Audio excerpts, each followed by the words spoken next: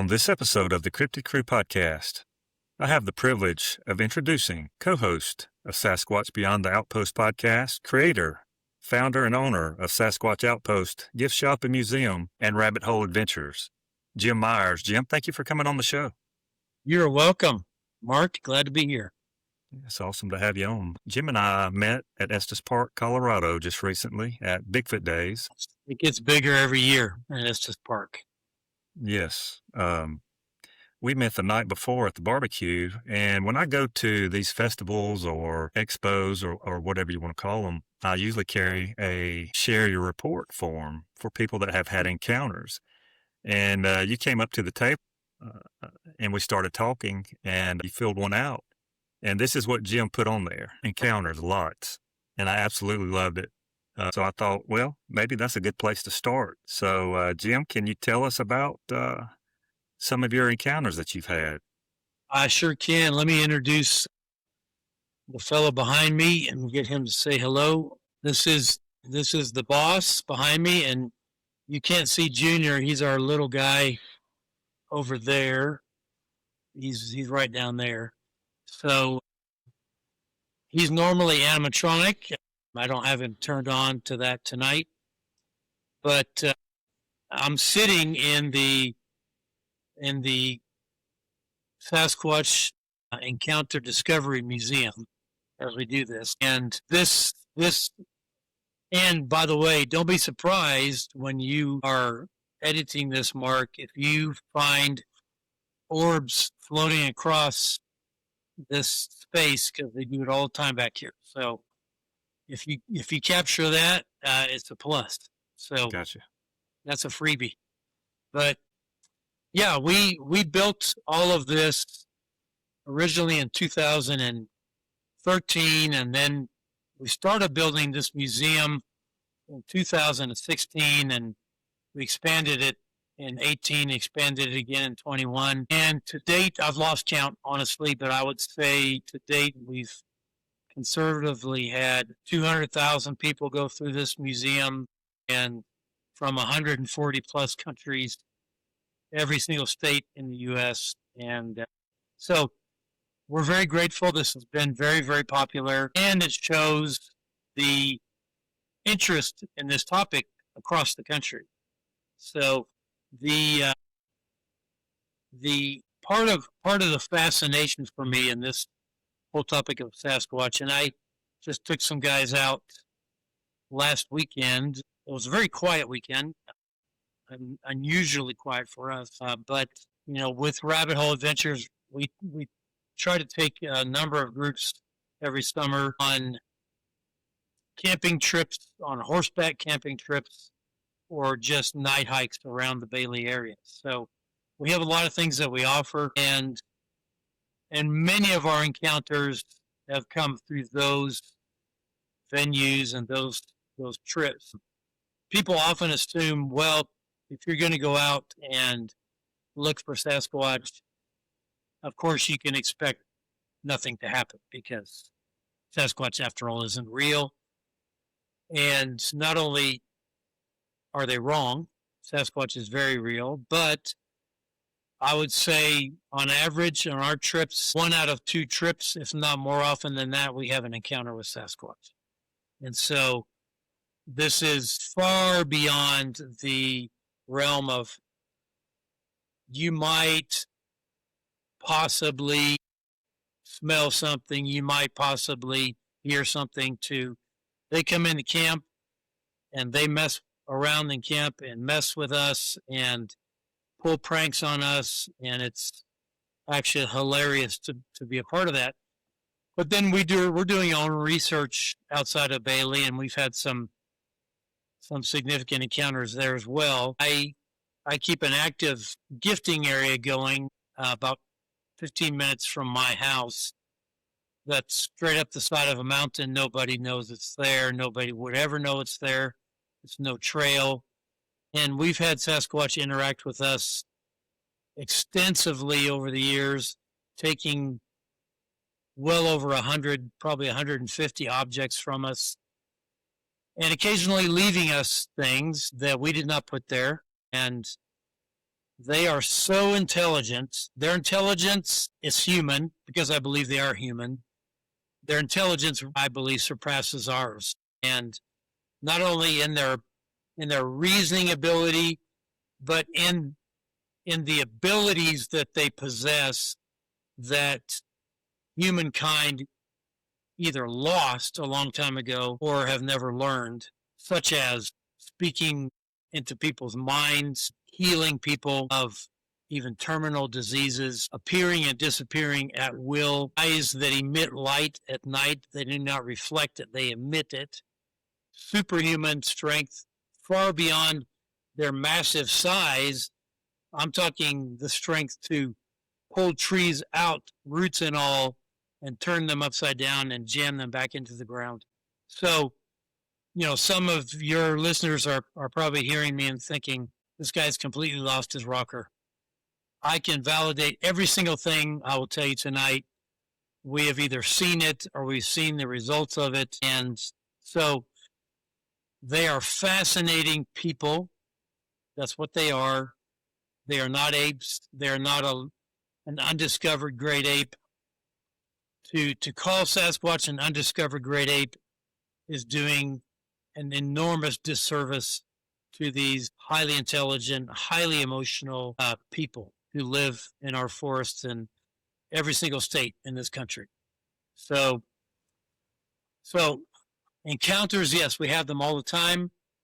I'll give you an example from two examples from our last season. Last year, we were out in an area called the Lost Creek Wilderness, and we had set up our camp. We typically have a crew that goes out, sets up the camp ahead of time, and then everyone shows up the next day. We had a guy that came, instead of being in a tent, which is our norm, we prefer to have everyone in a tent because then you can hear what's going on around you. And if you're in a camper, you're never going to know anything that happens outside. So one guy came with a truck with a copper tent up above it. I wasn't thrilled that that's where he was going to sleep, but sure enough, that's the one place that Sasquatch chose to mess with that night, the third night. And they came into camp at 4 a.m. He and his friend were up on top, sound asleep. They opened his tailgate and threw it down, and we recorded it. Everyone in the camp heard this boom, boom, boom, and I knew it was a tailgate immediately. There's only one part of a truck that makes that noise when it opens, but it didn't open and just kind of, slide. I mean, they threw that thing down, rocked the whole truck. Their lantern up there was swinging back and forth and scared them to death. And they said, I didn't hear this, but they said as soon as that tailgate bounced, they heard 3 large grunts like you would hear from a horse right there next to right below their tent. And then the second trip we had that was significant was in July, different area called the Buffalo Peaks Wilderness. These are areas where you can't bring motorcycles or quads or wilderness areas, so you can stay on the roads, but any off-road has to be on horseback or on foot. And so we had gone in for a night hike into an area that I thought could be active, even though I'd never been there at night. And I have a hickory stick. I don't think I have it with me. I don't. But I have a hickory stick that I carry. And we got about halfway in, and we came across a dead tree log on the side. And I handed it to one of my campers, a woman. I said, just hit that thing twice. And she gave it 2 whacks, and immediately, 3 seconds max, up the hill from us. And I'll have to preface this by saying there was no one out there. We were the only people out there. And I know that because there were no vehicles. There was no way for anyone to get where we were except walk in the way we came in. Immediately up the hill, there were 2 loud knocks and then the sound of something extremely heavy running at the top of the hill, which we couldn't see because the trees were too thick where we were. So everyone's standing there, got their eyes got this big, and And I said, you agree with me that there's no one else out here? And they said, yeah. And I said, okay, well, there you have Sasquatch. And so we hiked a little farther in. We got to a big aspen grove.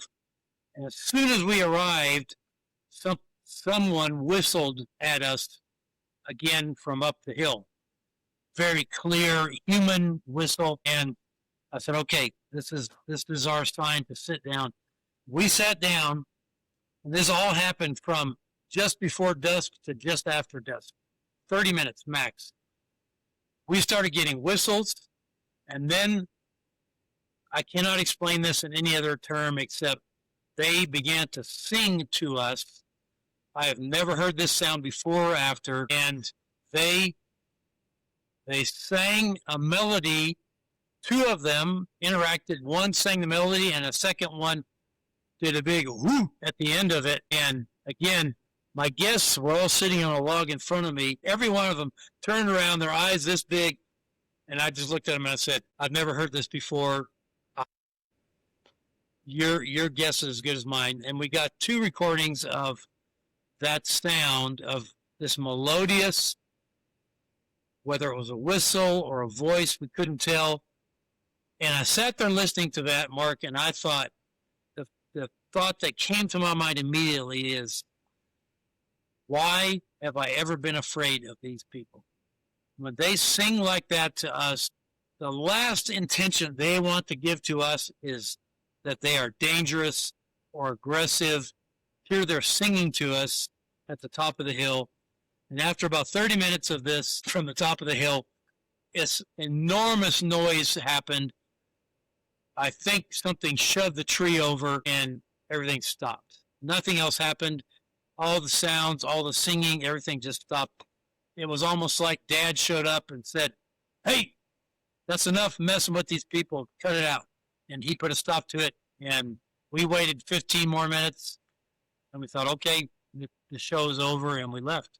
And so these kinds of things, even though I'd never heard those sounds before, we never know how they're going to interact with us. And so that's what keeps this so exciting and fresh, is Sasquatch never performs on command. I could go back to that same place, and I did several times, spent the night there.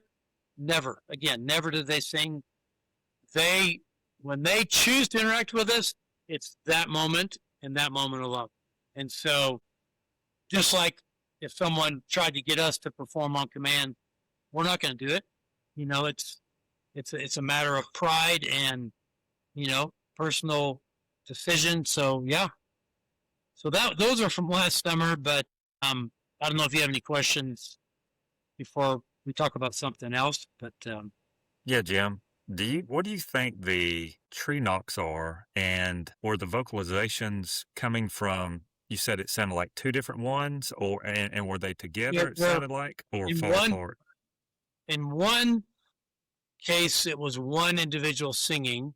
In the other case, one sang and another one responded, and we know that because we did a color spectrogram of these sounds. And the 2 voices were clearly identified as 2 different individuals by their spectrograph. And so the knocking, Mark, we knock using things that we have to use because our hands aren't strong enough to make the same noise. I cannot imagine Sasquatch walks around carrying pieces of wood in case some human knocks on a tree. They have to have some way of doing this vocally, or, if you're in the woods far enough away from me and I go like this, it sounds like I'm hitting a tree from where you are. I have no idea. Maybe they hit the tree with their hand. I know when they will slap a house, the whole house will shake, and dishes in the cupboards will shake. That's how hard they can hit with their hand.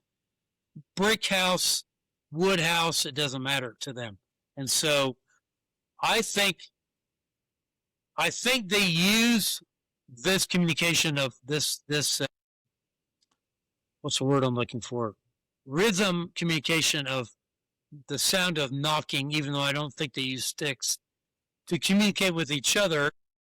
I don't think they're communicating with us, except that I believe, personal opinion only, they just get amused by us doing this, and they want to see what our reaction is going to be if they knock back. And so, but I would imagine people hear knocking all the time in the woods outside of them doing anything. It's just knocking going on, and I believe it's between these Sasquatch communicating probably about us being in their area. So, what was the other question you asked besides the knocks? Yeah, that was it.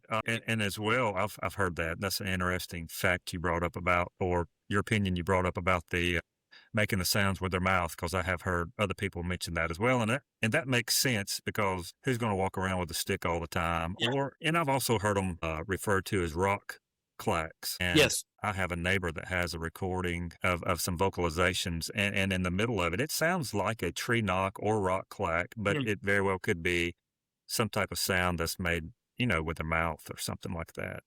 And it does sound like they take two rocks, and maybe they do, but it's exactly what it sounds like. So again, I'm sure they're not opposed to using tools when they need to, but I mean, they're all around them all the time. So yeah, no, it's fascinating. Is there any one particular encounter that you guys had or you have had that sticks out over the years more than others? There was one weekend, this was probably 5 years ago. We were going to go to the same area I went this past weekend, and it was in May, same time of year. This is how the weather in Colorado shifts.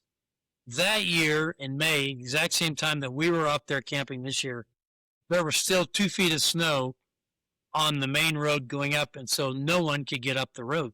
So we camped at the very base of the mountain, right where the grass and everything hits and becomes the tree line. Right at that intersection, there was an area where enough of us could pitch tents.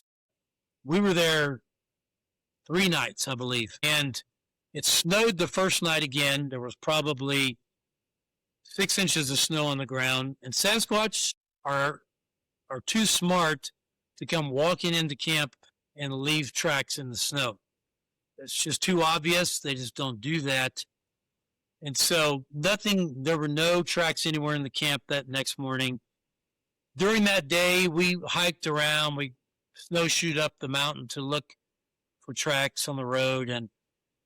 And that night, it froze hard. I mean, it was, the snow melted, but it froze hard. It got down to probably 1 or 2 degrees Fahrenheit. And everything is quiet. When it freezes that hard, there's no wind. Nothing is out moving around. So I was in a tent with another guy, far more experienced than myself. And I was lying there, and I could hear something walking up the road to where we were camped. And it would be, I would hear a step and a very long pause, and another step and a very long pause, and another step. And I could hear it coming right up to our tent. And the funny thing is, the fellow who's with me has had hundreds of encounters. So I finally managed to wake him up. His name's Jason. I said, Jason, they're outside the tent. He kind of roused a little bit, and he listened. He goes, oh, yeah, they are. And he just goes right back to sleep. He was like, that's nothing.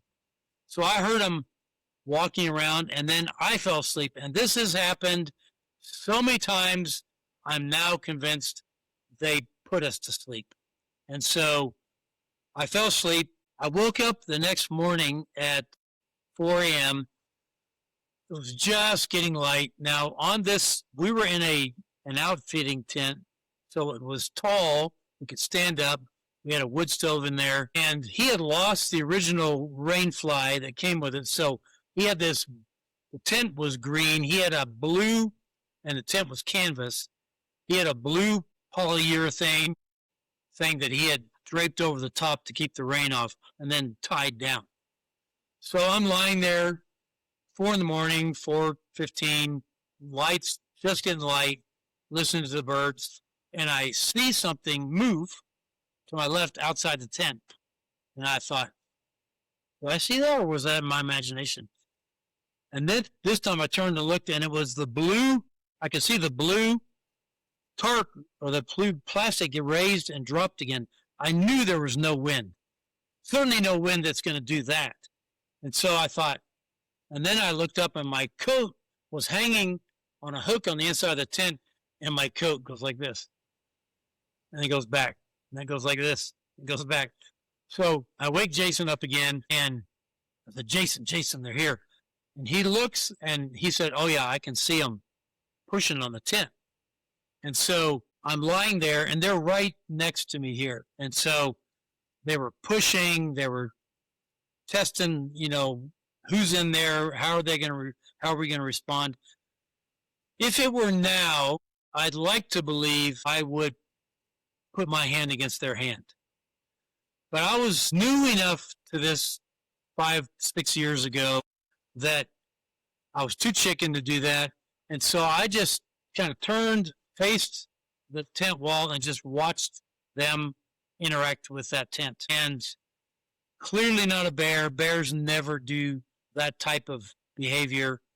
They come in, they look for something to eat, they rip it open, they take off. And as I'm watching now, the sun is coming up. So it's 4:30, 4:45, and I can start to see a shadow from this figure outside my tent, and I could tell that it was a hairy shadow. I could see on the shadow the hair from the arms, etc. And I'm thinking, how long is this guy going to keep messing around out there? And right about that time, someone who slept in a pickup on the other side of the tent turned it on, and everything stopped, and they took off. So we got up for breakfast. I told everyone about it, and we had, the night before, we had dinner, and we'd had peanut butter inside grilled jalapenos. Split the jalapeno open, fill it with peanut butter, and we had a bunch that were left, and so we set these all out, and we get up and we go into the kitchen, and all the jalapenos are sitting there empty. They'd come, licked the peanut butter out, put the jalapeno down. They clearly didn't like the jalapeno. Eat, maybe. And so we thought, this is nuts. These guys are so active. We went, I don't remember what we did that day, but all the snow finished melting. Now it got muddy. So the last night, I'm sitting there on my cot, and I had my cot right up against the side of the tent, which is a big no-no in Bigfoot territory. If you don't want them to mess with you, don't sleep up against the side of the tent. And so I hear something scratching on the side of the tent, I think. And so I sit up in my sleeping bag, and I'm listening, and I think, I know I have my iPhone in this sleeping bag somewhere, and I'm fumbling around for it to record it. And as I'm doing that, something reaches, grabs my bed from outside the tent and shook it like this. And I bounced up and down. And I yelled and cussed, and he woke up, and he goes, what? And I said, something just shook my bed. And he thought I said something touched my head. So we're both awake now. We're lying there kind of in the dark looking up. And while we're doing that, this is like 3 in the morning, all of a sudden this light shines down from above our tent. Our tent was 8 feet high, maybe. A light shines down, shines onto the tent. So we see this, it's going through the blue rain fly. So it's this blue light. And we both look and we're like, what is that? And it was like 10 seconds, and then it was gone. And we have no idea what it was. It's just the weirdness that goes on, the high strangeness that happens with Bigfoot. So we were laughing about that. Get up in the morning, our last morning, we're going to pack up camp, and found barefoot footprints around the camp, big. On my truck, which was a black pickup, but it was dirty, there were several handprints on the side of the truck where they had opened my gas cap or gas door, looked inside there, and we thought, okay, it's cool. We photographed all this. We're sitting there eating breakfast, 8 or 8:30 in the morning. Sun's up, and just over the ridge from where our camp was, we couldn't see, we hear these two voices. Again, nobody's out there but us. We hear these two voices. It sounded like a male and a female voice arguing in an unknown language. And they went, whatever, and one of them went and screamed. And we literally were eating oatmeal or something. Everybody stopped mid-bite and like, did you hear that?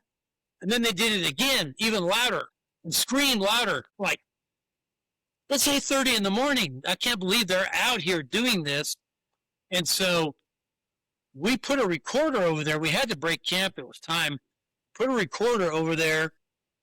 Went about breaking camp. When I reviewed that audio later, there were probably 8 tree knocks that we never heard that happened down there. There was a female voice speaking an unknown language, a child speaking, we had no children in our group, a child speaking an unknown language. We had something yelled from way down below, sounded just like someone yelling, Luther, the name Luther, and then 2 tree bangs, bang, bang. So we never heard any of that. And then we heard on the recording these 2 big, loud, metallic clangs that did not come from us. We didn't have anything metallic to make that noise. I've heard about this now from other people, but twice a big metallic clang that some people theorize is a portal opening and closing. I can't say. All I know is we weren't tossing anything metallic to make that noise, and we never even heard it. It happened, and the recorder picked it up. I can't explain what it was. So that was all one weekend of continuous Bigfoot activity in our camp. And, you know, it's like being in Disneyland and being on a ride and a Bigfoot ride, and all this stuff happens on the ride, and you get done and you think, yeah, but they don't really do that in real life. I can assure you they do. And so, yeah, that was probably the most fun I ever had on any camping trip. Yeah, they're extremely intense. Tell the listeners, Jim, about, so they won't think in their heads, hey, that's possibly a camper or someone out there. How far you guys go out when you do one of these expeditions or investigations? We were 3 hours from Bailey. We were 45 minutes from the nearest town. But again, nobody was camped that weekend because you couldn't. There was too much snow. We were camped in the only place you could camp. We never saw anybody else come. We saw 2 people that walked through our camp to go down a trail, but the snow was too thick, and they eventually came back and left. They were the only 2 people we saw the entire weekend besides our group. And so, and I'll tell you something, Mark. Up here, it's probably the same in Alabama and elsewhere. Most people who go camping are armed. For someone to think it's a funny idea to go into a campsite in the middle of the night and mess with those tents and those people, you're taking a very big risk of getting shot in the middle of the night by someone who's inexperienced with a weapon, gets scared and pulls it out and just starts shooting outside the tent. So you would have to be a total idiot to go into somebody else's campsite in the middle of the night. I totally agree with you. Jim, you guys get a fair amount of reports at the Sasquatch Outpost in Bailey. Can you tell the listeners about how many reports you get, say, just in a month, for example? Well, it really changes during the year. Summertime, we get more than any other time because there's more people through my store. I've got on my wall that you can't see here out a large map of Colorado and then a map of this county that we're in. And we started the map. This Colorado map is probably 4 feet by 4 feet. It's a big map. And when people come in and tell me a story of an encounter they've had in Colorado, because I get lots of reports of encounters all over the country and the world, but if they have one from Colorado, I'll listen to them. If it rings true for me, doesn't mean I can't make a mistake. I can, but if it rings true for me, I'll bring them back here, open this, and they put the pin where they say it happened. I haven't counted the pins lately. The last I counted, there were between 450 and 500 pins on that map. And that's not all the reports we've had from Colorado alone. Probably more like 700 in Colorado alone. So this is not new. This is not uncommon. During the summer, we'll get sometimes 1 or 2 reports a day, but certainly 4 to 5 a week at the minimum. And so, because people have found by now, that they can come and tell us their stories, we're not going to laugh at them. We're not going to mock them. We're going to listen. We're going to write down what we can. And so we've been here long enough that people know who we are, why we're here. So now they come in specifically to tell us their story. Yeah, Jim, let me ask you this. Do you think the National Park Service or the national parks are keeping hidden secrets from the public? 100%. And I'll tell you why. Over here, I have a poster that shows a picture. So a researcher friend of mine in Oregon had a daughter who was an intern at the Mount Hood National Forest office. Million-acre forest, Mount Hood, Oregon. She was working there. She walked through an office one day, and she saw a form sitting on the desk that said, West Side Fire Zone Bigfoot Sighting Report. Had the watermark of Mount Hood National Forest. So this was a report they expected their wildland fire team to fill out when they had Bigfoot encounter. She took a picture, she opened it, took another picture of the next page. There were more pages, but she was getting nervous someone would see her. As it says on the top of the report, do not bother submitting joke reports or fake reports. They will not be entered in the database. So they have a database, and I applaud them for this, and I applaud them on this poster for doing this. They have a database where they are tracking Bigfoot movements, reports, findings in the Mount Hood National Forest. Have you ever heard that? I have heard that they have, of course, not public database, but Right. they are kept up with, is what I understand. And trust me, I've never heard Mountain Hood report that they have a database of Bigfoot sightings. Mount Hood cannot be the only national forest in the country that's tracking Sasquatch. Impossible. I have never heard any other National Forest Office admit to that reality. And so are they keeping secrets? Yes, they are. They're keeping the secret that they have a database of Bigfoot sightings in their national forest for whatever the purposes are of that database that has never been made public. I heard Dave Pilatus say one time that I think it was something to the effect of, I'm trying to, I may not quote exactly what he said, but it was that the government won't acknowledge something that they can't control.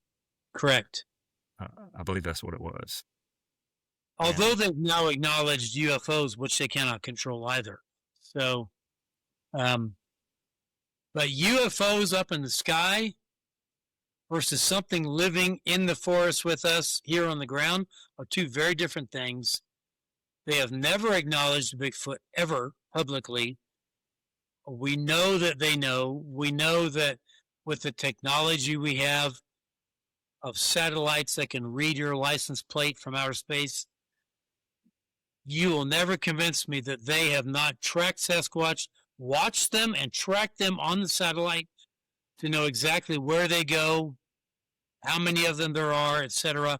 So it will be interesting when the day comes, if that day comes, that the government acknowledges the existence of Bigfoot. And I'll tell you what's going to happen. I don't know how old you were when the movie Jaws came out. I was in high school, the original movie.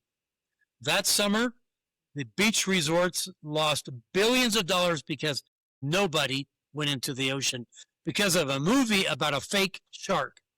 And so I call it the Jaws effect.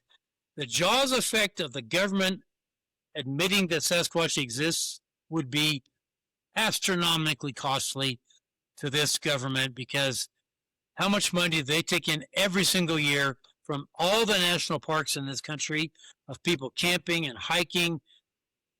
Those, in some respects, I think will be deserted. Other people are going to flock there who want to find Bigfoot.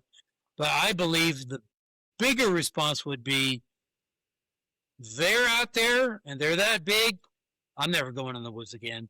So I'm never going to hunt again. And so the costliness of that, making that public, is far greater than the cost of keeping it a secret and being blamed for that.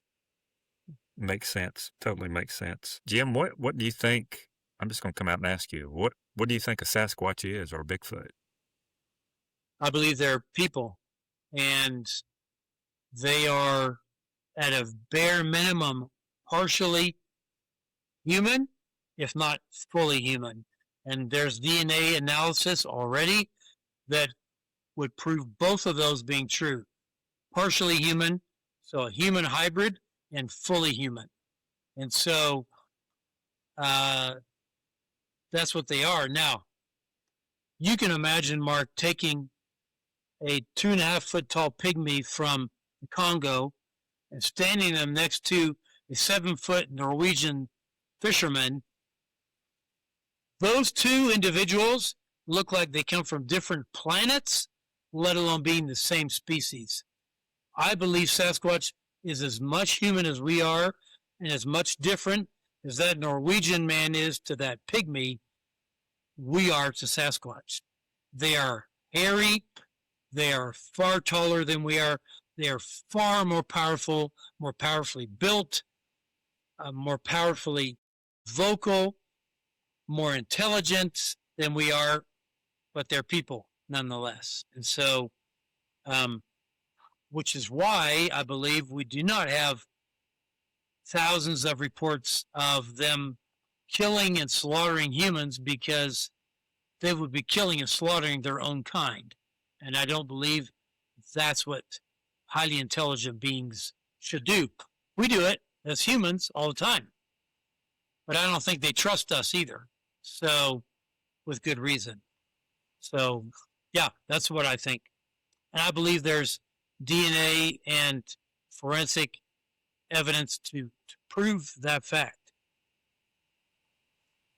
Yeah, there's evidence that's been gathered over the years, of course, and when I say evidence, I'm talking recordings, Yes. vocalization, audio, tracks, and there's hair. Now, I don't know what people think about the results of some of these. Most people don't even know about No. the hair.